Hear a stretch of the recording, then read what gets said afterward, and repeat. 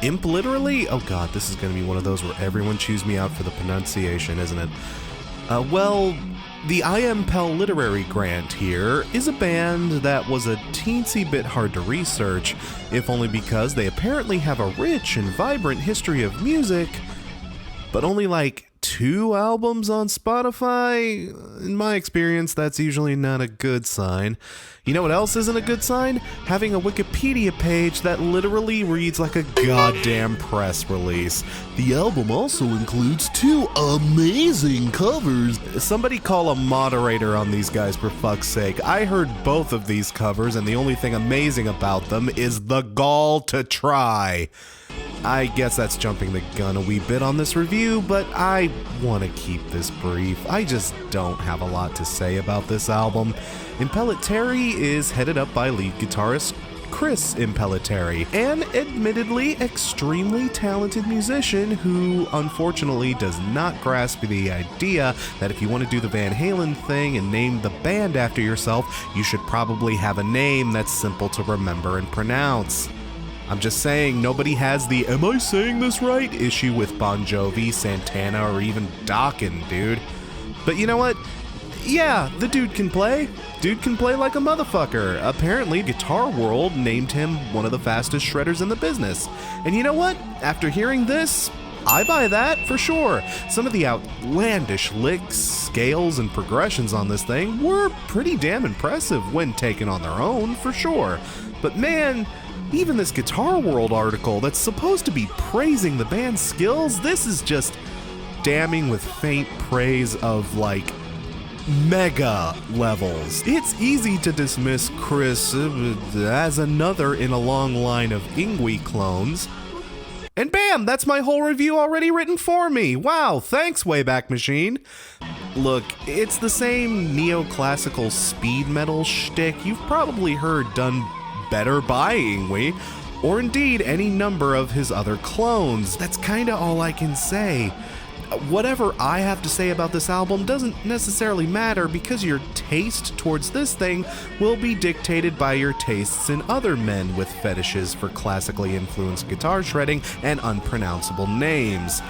And believe me, there is nothing else here on display that makes it stand out in any meaningful ways. It's really just another one of these. Yeah, there's that Sabbath cover, and if for some reason you needed a metallic version of Phantom of the Opera, that's a thing too, but hell, even that idea gets the Very Special Boys Participation Trophy as far as innovative new ideas go. The Phantom of the Opera, but metal? Whoa, never thought of that before. Look, I do kinda hate to smack this album down, because if you want some proficient shred work, yeah, like I said, the dude can play, but oh my god, it's all so soulless. Most of the other lyrics are just dumb as paste, especially Masquerade, which literally sounds like it took lyrical advice from Strong Bad Email 144 completely to heart.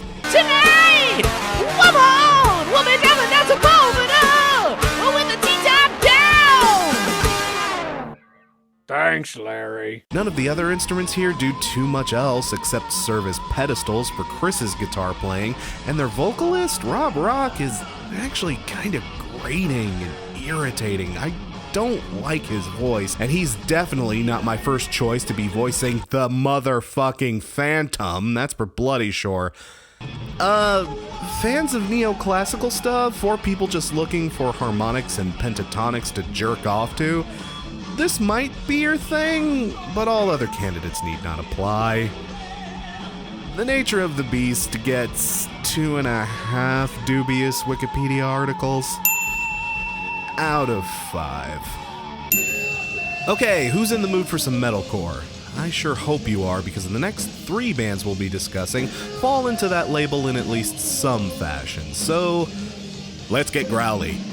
Bury Tomorrow, I can't say I like this name. The fuck does this even mean? Bury tomorrow? When? Today? We can't do that. We'd be burying today. Wait till tomorrow?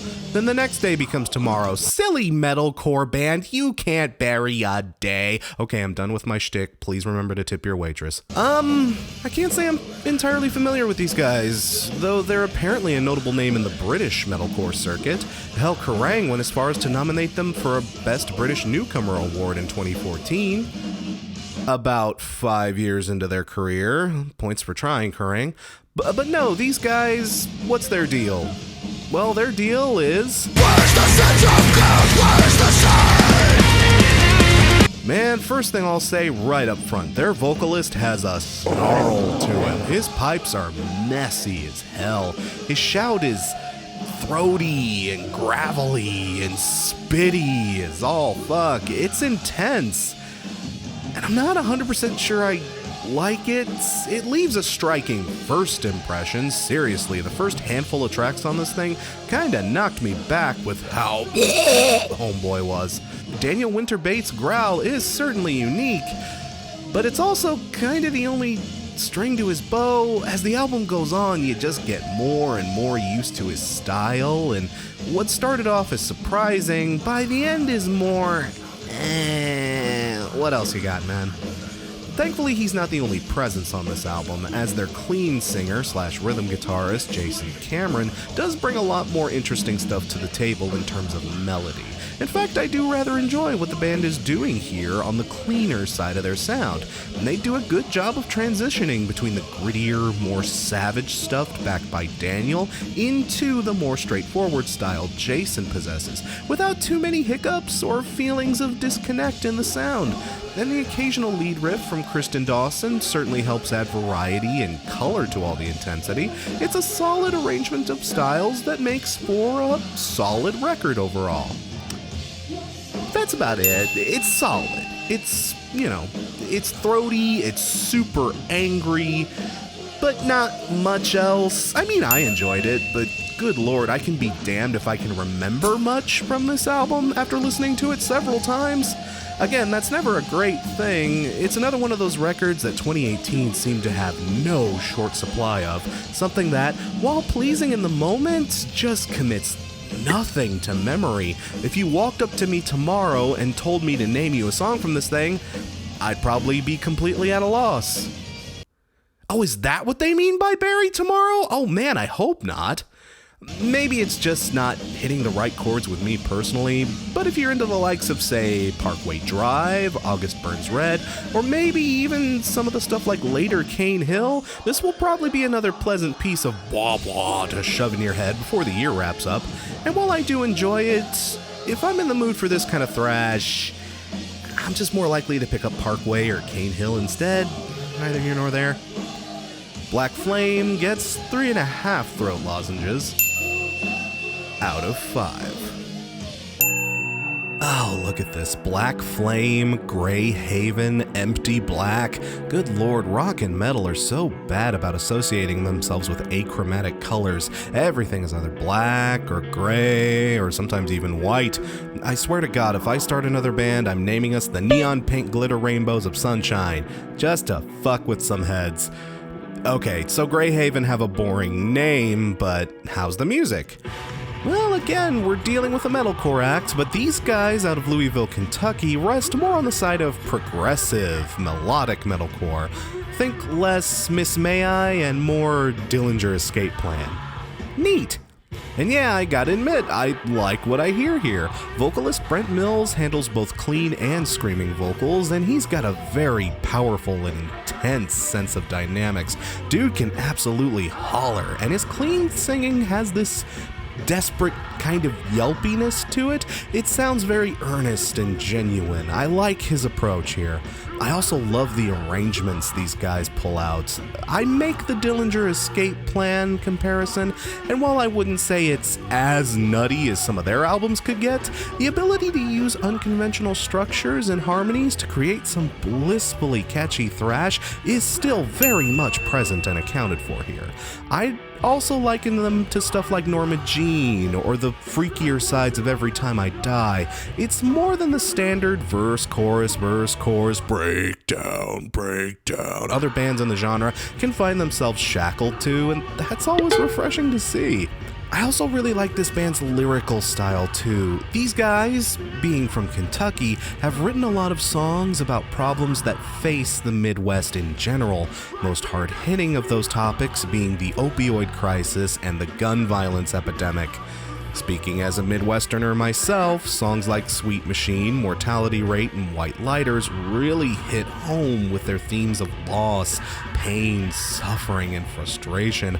It's nice to see a band making this kind of music that can also deliver a message that's poignant and pertinent. Greyhaven are still a new project, and you can tell they're still trying to get a handle on their sound and their overall style, but well, with bands like Dillinger hanging up their hats and a lot of other progressive metalcore acts not exactly getting any younger, it's nice to see there's still rich new blood in the scene capable of bringing out some wrecking great melodies and thrashers. I really enjoyed my time with Greyhaven, and my enjoyment of this album really grows with each new listen I give it. This is definitely a group of guys to keep your ears on as they keep chugging along. I feel like we may be hearing much bigger things from them as they continue to grow and develop. This album may be labeled with black and gray, but there's way more color on display than the packaging would suggest, if you know what I mean. Empty Black gets 4 visible light spectrums out of 5. Architects, yeah, this album's been getting a lot of buzz, hasn't it? Both inside and out of the scene. Hell, it's even a critical darling, resting at 90 on Metacritic at time of writing, and unlike other critical darlings at present, this album actually deserves it. Oh, snap! I've always really enjoyed what I've heard from these guys, even if most of what I've caught from them is in passing. But yeah, when I heard the story behind this album, I knew I had to make up for lost time with this band. See, Holy Hell almost didn't come into being after the tragic loss of their guitarist Tom Cyril in August of 2016 to a long and painful fight with skin cancer. The band was overall pretty devastated. There was talk of whether they even should continue, and you know, if they'd decided to hang it up there and then, they very well could have. They didn't have anything else they really needed to prove. But after releasing one of Tom's final songs out into the ether and a very positive reception to a one-night-only performance, they decided to take their ideas into the studio for one more honest go, almost as a tribute to Tom and his work. They brought many of his final songs, demos, and songwriting ideas into the studio with them here and attempted to build a record that centered around those last traces of his influence on the group. A very touching and remarkable act just in and of itself. If that were the only thing this album had going for it, I'd say it at least has the heart, soul, and meaning behind it to justify its existence, at minimum, for sure. The fact that this album is probably one of the best things I've ever heard them do just makes the extra effort seem all that much more worth it. Man, this album is a slam, ferocious beats and gorgeous programming and sampling from Dan Cyril, absolutely visceral screams from Sam Carter, and Josh Middleton and Adam Christensen's thick and beautiful riff trading is some of the best they've ever executed to date. Good lord, this album doesn't just have heart and soul, it has punch. And y'all should know I'm an absolute sucker for that by now, so yeah, I'm into this, big time. But the biggest compliment I can give this record has to be the lyrics. Knowing the story of what brought this album into existence really makes it hit that much harder. You listen to tracks like Death Is Not Defeat, Royal Beggars, and Dying to Heal, and it almost feels like Tom's reaching out from beyond the grave to give us one more glimmer of hope and to encourage us to stay strong in the face of these wretched and terrible times. And then once Doomsday hits and the refrains of "and when the night gives way, it's like a brand new doomsday" echo over the chorus, you remember that this was one of the last things Tom would ever write, and fuck, it's like, what a note to go out on, am I right? Yeah, critics have been bending over backwards to praise this one, but people it's legit. Like I said, the band was apprehensive to even release this album at all, and I completely understand why they would be, but dear God, I am so glad they did. This is a truly touching tribute to their friend and colleague, and man, you just can't deny how awesome of a send-off that is. Holy Hell gets 5 rivers flowing into the sea out of 5. Oh, fuck no, I am not talking about this album. No, I'm not doing it. Fuck you. You can't make me. Ugh, please don't make me. Pretty please don't make me. I don't want to die. Oh, God damn it. So, yeah, Greta Van Fleet. They're the new #problematic band out there. I.e., they have a great big fan base that sprung up almost overnight that absolutely loves them to precious salty tears, and the critics hate these guys. Hate them. Hate them with the cold-blooded passion we usually save for Nickelback, Styx, or John fucking Mayer. And good lord, critic is right there in my name, for fuck's sake. I don't have a prayer here. I've already accidentally been featured on some Greta Van Fleet fan pages as a hater, and I haven't even talked about this band at length yet. Like, oh, so me being a critic, I of course hate this band, right? That's the rule. Every critic has to hate Greta Van Fleet, right? Right? That's just the way it is, right? Well, look, I have some very legit criticisms to lay out here, but, well, I can't say I hate them. No, believe it or not, I do not hate this thing. Not the way some people hate this thing, apparently. Honestly, when separated from all the hype and anti-hype this band creates, the music itself is kinda inoffensive. This is a pretty clear and blatant throwback to the rock and roll of days gone by, that era of late 60s, early 70s rock, when the genre was starting to really grow some hair on its chest, and the riffs, grooves, and beats got more intense and vibrant and in your face. Inspired by the early blues work of guys like Elmore James and John Lee Hooker, along with the early heavy rock pioneers like Eric Clapton and the Rolling Stones, these boys evoke a classic stadium rock kind of vibe, straight out of your dad's old vinyl collection. And they really can play and perform pretty damn well. Jake Kiska absolutely knows his way around a catchy riff, Danny Wagner keeps a tight and fluid beat, Sam Kiska keeps up very nicely on the bass, and Josh Kiska has a great reaching for the sky, super high register vocal style that fits well with the music. Like, the raw talent is definitely here, and especially for a group this young, yeah, I do not want to knock their ability. I'll give credit where it's due. These kids have potential, especially for their age. You know who else had potential? No, at their age, don't do it. Led Zeppelin! Oh, I tried, people. I tried so hard not to. I wanted to write a review on these guys that actually didn't even mention the LZ word, just to see if they honestly could be judged by their own merits without bringing up Zeppelin like every other critic has done. I tried my best not to invoke the name, but ignoring the Zeppelin influences here is like trying to ignore the mayonnaise in potato salad. And you know what? Hard truth time. Yes, these boys are crazy derivative of old Zeppelin senpai. Almost to the point of absurdity. It's really glaring, and the critics who are dragging this band, while some of them are being melodramatic as fuck, it's not like they don't have very legitimate grievances here. But at the same time, calm down, people. Despite what Pitchfork may tell you, Greta Van Fleet is not fucking Skynet. I'm certainly not condoning all the Zeppelin plagiarism here.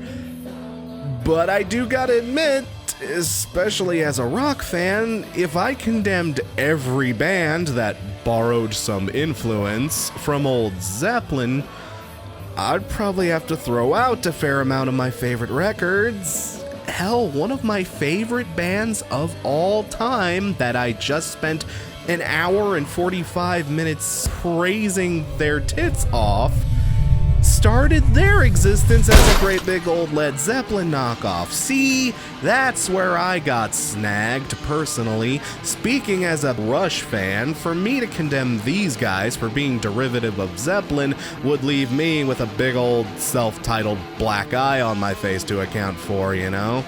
So, while I completely understand the frustrations people have with this band, I can't wholeheartedly condemn them. Come on, they're a bunch of kids with a ton of potential, doing something that, at least for the current time, is different. It may not be new, but it is certainly different. You know what, frankly, I'll take a big old dumb classic rock knockoff over yet another bleep bloop trap snare, lazy ass, boring as paste electronica fart that this year has currently been saturated in under the rock scene. But boys, look, you guys are gonna need to innovate really fucking fast if you're gonna survive. You think you're the first classic rock throwback to set the world on fire? Pfft, homies, you are just the latest incarnation of that classic rock band. I've seen dozens of that classic rock band in my time, and it almost never ends well. I remember when that band was Jet. By their second album, dead. I remember when that band was Wolfmother. Second album, dead. And while Rush did start out as a big old Zeppelin knockoff themselves, they survived by getting as far away from that style as possible and blazing their own trail. And that's exactly what you guys are gonna have to do on your next album. I don't care how hard and how crazy your fan base may go right now. As soon as the next big thing comes along, that peaceful army will evaporate quicker than you can say flash in the pan. I am just giving you the fairest warning I can give you, Greta Van Fleet. I like you, believe it or not, I do. But in the nicest way I can say it, innovate or die. Anthem of the Peaceful Army gets 3 Ides of March out of 5. Let's talk about something original. You want something original? I got something original for you. The very concept of this band is just brilliant. What if the old Negro spirituals from like the Civil War era, I mean the really old school progenitors to soul, jazz, and blues, okay, what if we took that style of music, but instead of those songs being disguised hymns crying out for help from God, what if we made them about crying out for help from Satan? And draped everything in this pseudo black metal avant-garde veneer and just cranked all of the dials up to 11. That idea sounds like the absolute tits, am I right? And you know what? It totally is. Taken on its own merits, just listening to the music itself with that little tiny nugget of context, this album right here absolutely rules. The melodies are thick, ominous, and gigantic in a way that traditional blues just cannot pull off. It's like blues by way of fucking Death Clock, done even more effectively than when Death Clock actually did the blues. Mashed Potato Johnson would be proud as hell of this project. Remember Algiers from last year? That's another band that invokes a lot of classic soul and blues melodies in their music to create something gigantic and overwhelming. Well, this has a lot of the same qualities I see in that band, only with a dark, evil, and sinister mask on, and it's just so brilliant and awesome, and just the way I'm describing this music makes it sound great, doesn't it? Well, yeah, it is, at least. We'll get to that. This is just one of those amazing, genius, completely out of left field ideas that nobody really knows that they want until someone is bold enough to just unleash it out into the world. And again, I kind of have to spoil the illusion and mystique for you in order to give a completely honest review. But at the same time, look, the music itself, I adore it. I love this album. really don't want to spoil it for you. So, look, if you don't want me to have to pull the curtain back for you on this album and make it all problematic and here's my rating. Yeah, legit, it's album of the year material. For real, go check it out, and if you're fine with just that amount of knowledge about this project, if you just want to enjoy the lovely music for what it is, go nuts. Like legit, stop the video right here and just go check this album out.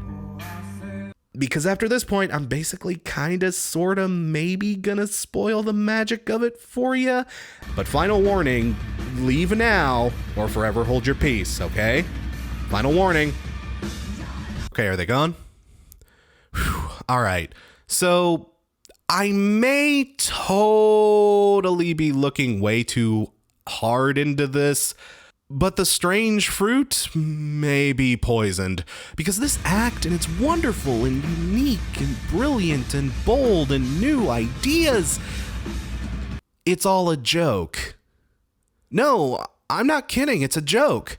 This project, at least when it was first conceived, started as literal trolling, as an experiment to impress the people on 4chan.